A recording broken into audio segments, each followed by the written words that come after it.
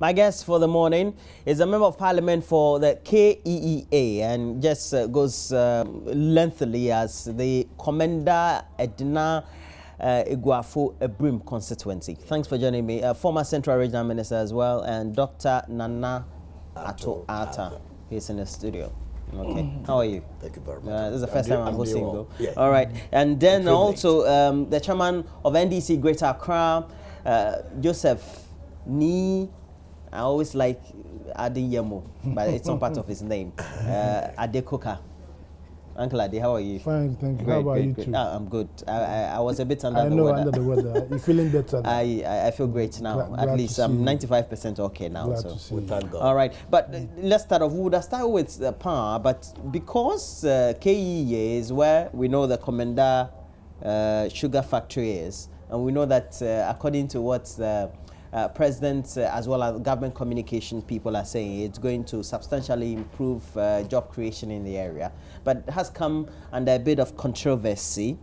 But we already know also our news network, Joy News, has been confirming that the raw materials timetable for the company's production and maintenance schedule is far from resolved. An engineer at the site, Michael Davis, told Central Regional Correspondent Richard Kujinyaku that contrary to a report of a shutdown, the factory has been in operation ever since it was commissioned by the President last week. For many people, it will be an overflogged issue, but is it? Let me ask you first. Somebody very close to the information and very much having Komenda at the heart of many of the discussions we've already been having on this very network. Yeah, Ro, good morning. Very good morning to And you. I'm glad to see you. Thank and you. Good morning, my very good friend, Doctor. Good morning. Nana Atuata. Nana Atuata. Good morning, my big brother. My brother, and good morning to your viewers. You rightly said, this is overflogged. You see, Shakespeare said, much ado about nothing. Much ado about nothing. We should thank God for the small mercies that He gives us from time to time. We put up a factory, and all of a sudden, we've got sugar experts in Ghana, we've got factory experts in Ghana, we've got outgrowers experts in Ghana, we've got climate experts in Ghana because of Komenda Sugar Factory. All of a sudden, before Komenda Sugar Factory, we are not talking about outgrowers, we're not talking about factory getting shut down. Is that the way we want to go in this country? I think we behave like the vulture. When it's raining, then we'll say that we are going to find somewhere to sleep. When the rain stops, we forget about it. You see, this has been going on for almost a week now, and when we should be talking about bread and butter issues, do you think the people, the Indians, or the people who brought the idea of bringing the factory to Komenda, right, didn't know what they were doing, didn't know anything, there was no feasibility studies, no. I mean, didn't they know what they were doing? All of a sudden, we sitting here have become an expert. For me, I'm not an expert on sugarcane or sugar factory. What I know is that we put up a factory which at the end of the day is going to work, so that my brothers and sisters in Komenda, where they had a sugar factory so many years ago, and which was the breadwinner for most people educated their children by working at the sugar factory. Most people educated by their children by growing sugarcane at Komenda and its environs, right? Because I was in Adisado, and I remember we used to go there to do voluntary work by going to cut sugarcane. I remember very well those days, you know, especially when a champion came and he said, Operation Feed Yourself. I remember very well we used to go and cut sugarcane and all those kind of things. The factory had gone down, and by the grace of God, it's been revived, and it belongs to Ghanaians. I would think that what we should do is that we should rather ensure that such more factories are open or are put up in various parts of this country, so that the youth of today who are looking for employment will get job. But to come and sit down and criticize and say this and say that, for me, it's much ado about nothing. You know, whether whether the factory has been shut down or hasn't been shut down, there's a factory. That's the bottom line. Whether it's been shut down or hasn't been shut down, or is running, or there's a factory.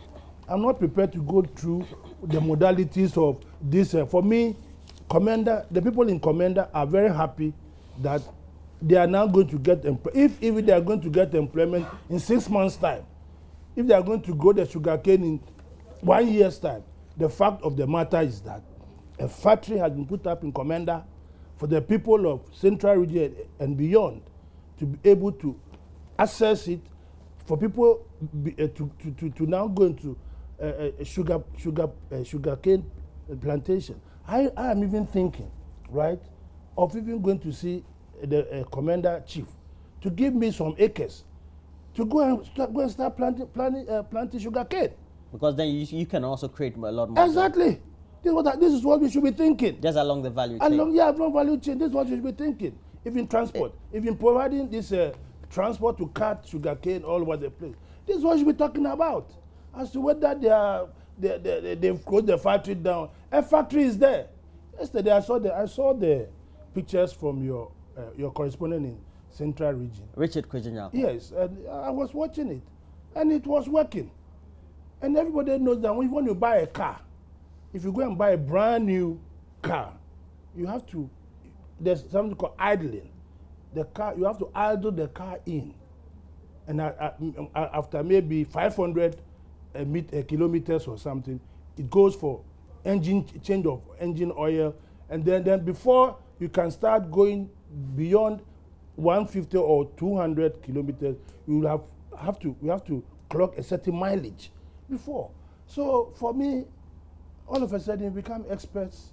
We are going to sit here and argue, and then why did the sugarcane not come before, or why did the cart not come before the horse, or the horse before the cart?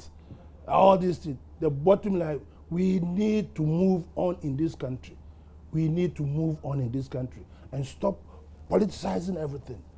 That's the base. The next time we come here, we are going to say this NDC air and this MPP air.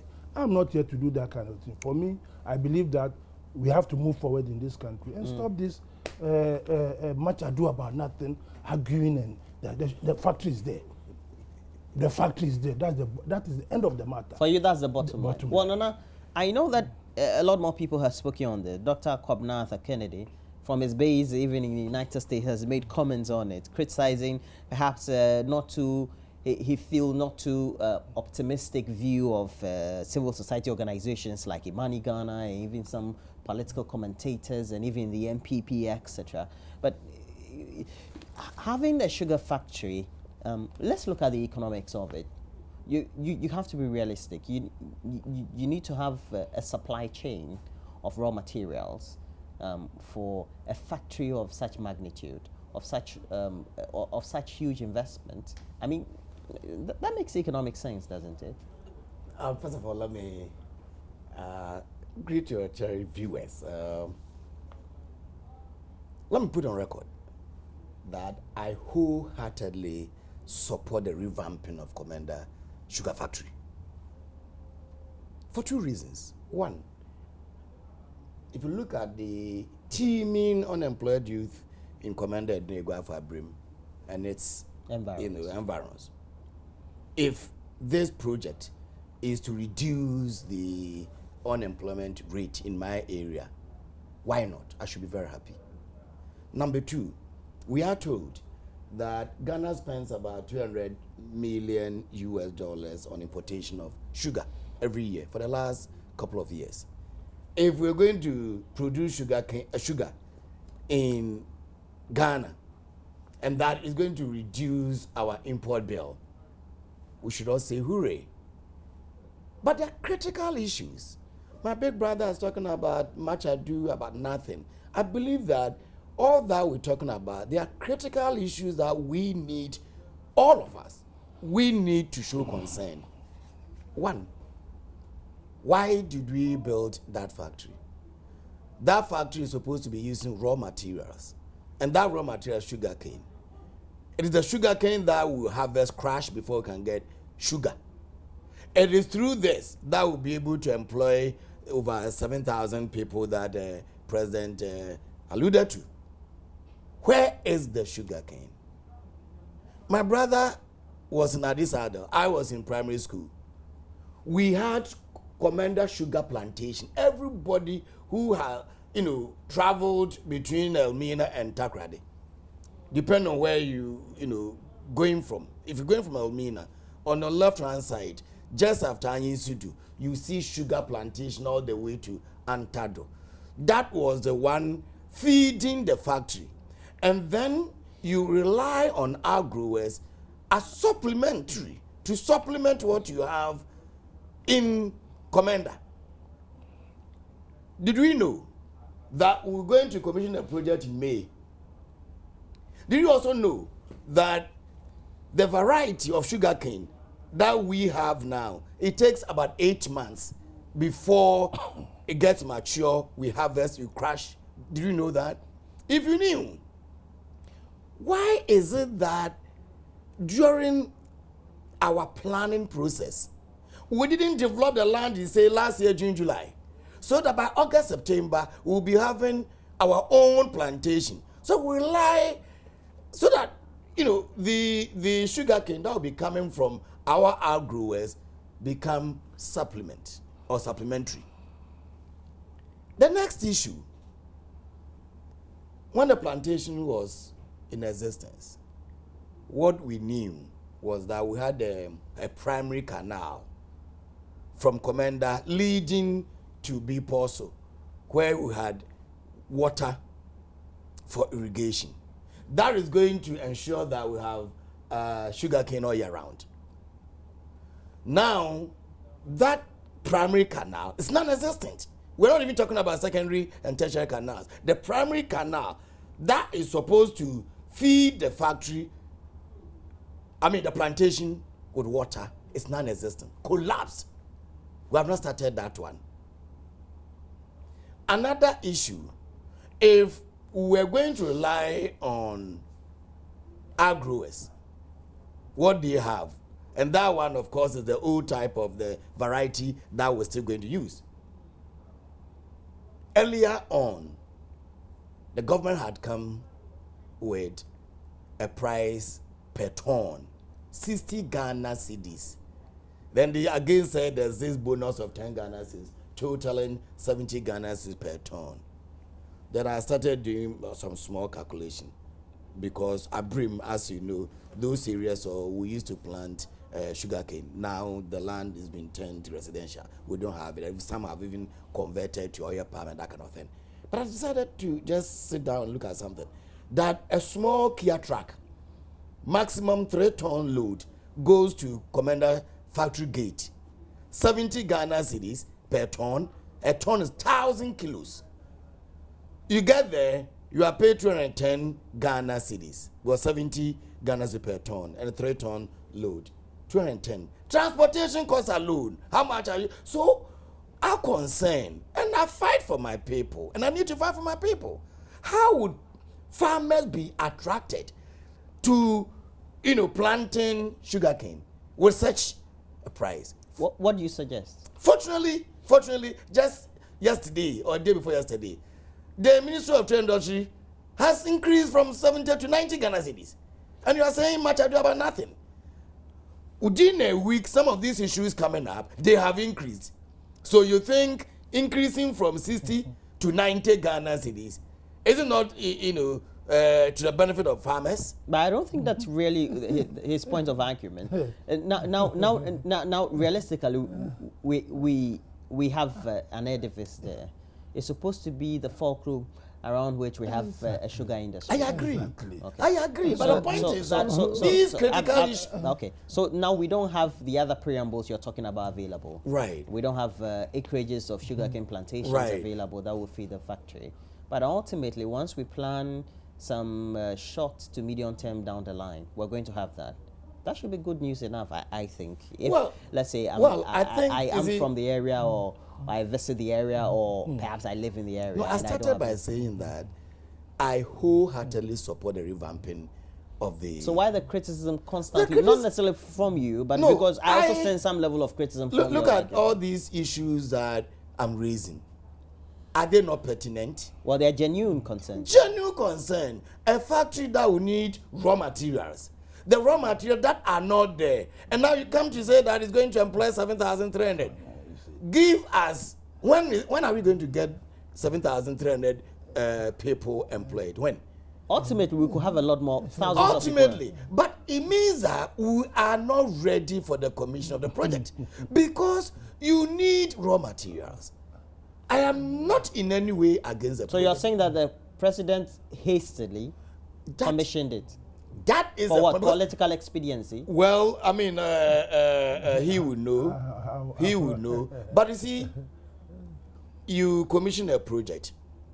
Perhaps the reason being that we don't have the raw material today, they said it's going to be shut down and then for maintenance. Then the season, and this one, we have read the press conference of Honorable Dr. Spilgabra. I've listened a couple of times to Honorable Ricketts. And for Honorable Ricketts, I would say that he knows much about this project. He was Deputy Minister to the industry. His schedule was industry. So for Komenda Sugar Factory, the Honorable Minister knows much about it. And then today is the Central Regional Minister. He knows so much about this factory. He tells us that, look, this will work for about 10 days, and thereafter will shut down for maintenance, and then the production begins in October.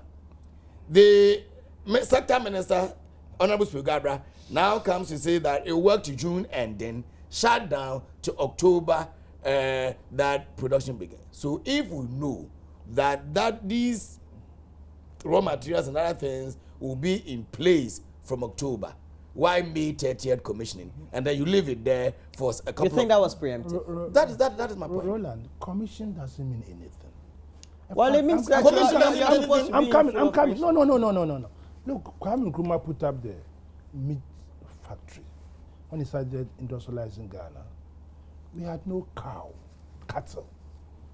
After putting up the factory... We didn't have big ranches. Exactly. He then brought in the Venetian cattle. Variety to start breeding. The factory was in place. The 7-year development plan was that I was going to put the structures in place. And when you have done put the structures in place, then you move on to do the add-ons. This is not new. So it's like... it's not new. It's like you have a telecom industry, you don't have yet a fiber optic. Exactly. But you build the industry. Okay. And then now you bring the fiber optic. That's what I said, much ado about nothing. This is different. Please.